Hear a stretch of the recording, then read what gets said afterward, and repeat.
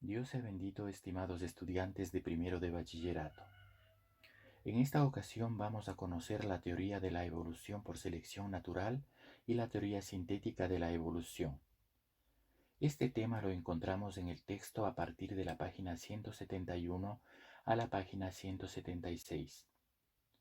Una vez demostrado de manera contundente que la vida no tiene lugar de manera espontánea, sino que sigue procesos de reproducción a través de mecanismos internos, como la fecundación de gametos, la reproducción sexual y asexual, lo que fue demostrado con el descubrimiento del microscopio. Entonces nos preguntamos, ¿cómo surgió la vida en la Tierra? Teorías ya analizadas en unidades anteriores nos llevan indudablemente a las teorías acerca de la evolución de las especies. Una vez demostrado que las especies sufren cambios a través del tiempo, como las pruebas paleontológicas y estudios del ADN han sido herramientas básicas para entender la evolución. Después de largos estudios realizados por muchos naturalistas en viajes de exploración, encontramos una base con Darwin durante el viaje a las Islas Galápagos. Lamarck, a inicios de siglo, ya tenía evidencia de fósiles que planteaban una herramienta de características a través del tiempo en una misma especie. Además, Wallace también fue primero en concluir que la Tierra tenía edad milenaria, que los fósiles tenían evidencia de cambios en las especies. Wallace fue un gran apoyo para Darwin, y los dos manejaban conceptos similares, tanto así que luego hubo algunos postulados atribuidos a los dos y se conoce como teoría de Darwin y de Wallace. Darwin, en una de sus aventuras realizadas en el año 1831, cuando fue recomendado como científico naturalista al capitán del barco Beagle para un viaje por varios lugares del mundo. Uno de sus puertos fueron las Islas Galápagos, donde realizó observaciones importantes referentes a la presencia de especies que no había visto anteriormente en ningún lugar, aunque eran algo similares a algunas especies vistas en América del Sur. Además, le llamó la atención que entre una y otra isla, las especies encontradas diferían entre sí, lo que le llevó a concluir que las especies se originaron en el continente y que una vez allí, en las islas, habían evolucionado y modificado sus estructuras de acuerdo al ambiente. Según Darwin y sus estudios, manifiesta que los pinzones llegaron a las islas de algún lugar de Suramérica y que una vez allí la población perdió un conjunto importante de información genética. Gregor Mendel, en el jardín de su monasterio, desarrolló experimentos con guisantes y determinó sus resultados descubriendo las características de estos, como color, textura y tamaño.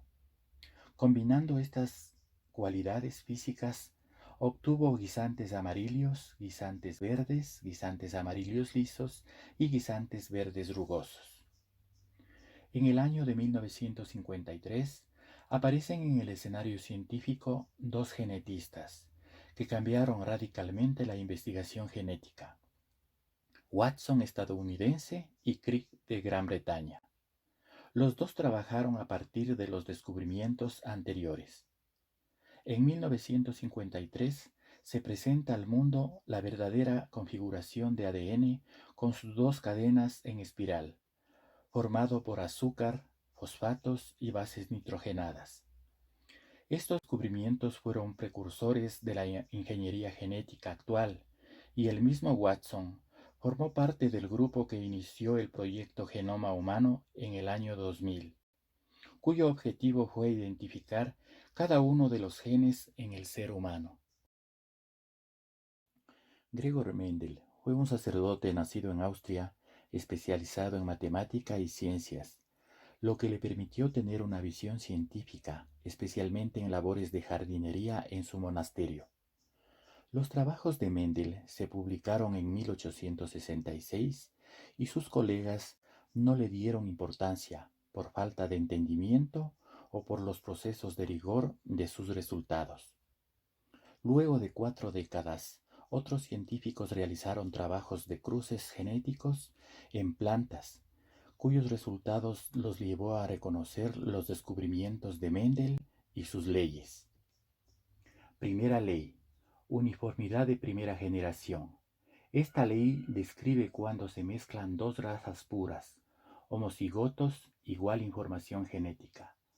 Los descendientes de la primera generación saldrán exactamente iguales. Segunda ley: segregación de los alelos. Cuando se cruzan los primeros descendientes del cruce entre razas puras, se obtendrán características en un orden de 3-1, es decir, 3 descendientes tendrán una de las características de uno de los padres, y el cuarto descendiente mostrará las características del otro progenitor. Tercera ley: independencia de los caracteres. Explica que cuando hay 2 o más características diferentes, éstas se heredarán generalmente de manera independiente. Es importante tener en cuenta en estos tiempos que en las conclusiones acerca de la herencia no se conocían los genes como tal, ni los mecanismos genéticos a profundidad.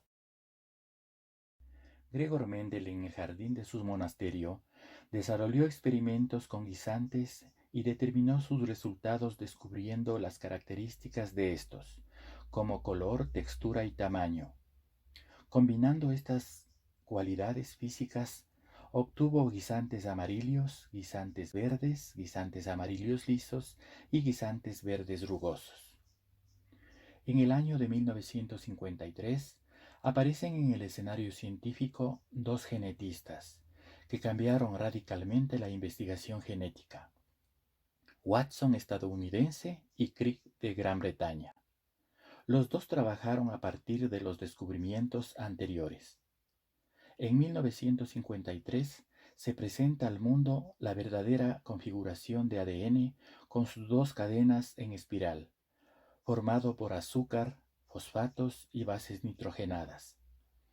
Estos descubrimientos fueron precursores de la ingeniería genética actual, y el mismo Watson formó parte del grupo que inició el proyecto Genoma Humano en el año 2000, cuyo objetivo fue identificar cada uno de los genes en el ser humano.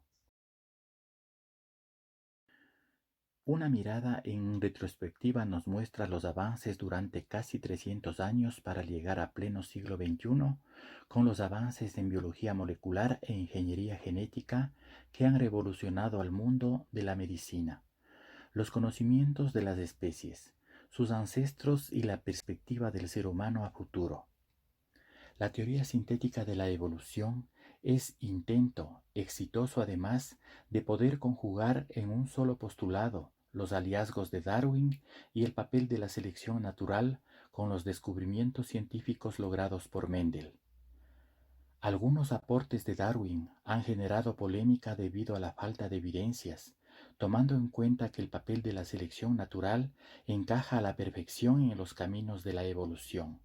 Para ello, fue necesario ampliar el papel de los genes, las mutaciones y el entorno ambiental, que aportan cada vez más pruebas a partir de Watson y Crick, hasta los genetistas modernos que han logrado crear tejidos y estructuras humanas a partir de células madre. Bueno, jóvenes, espero que hayan comprendido el tema: teoría de la evolución por selección natural y teoría sintética de la evolución. Gracias por su atención y cuídense.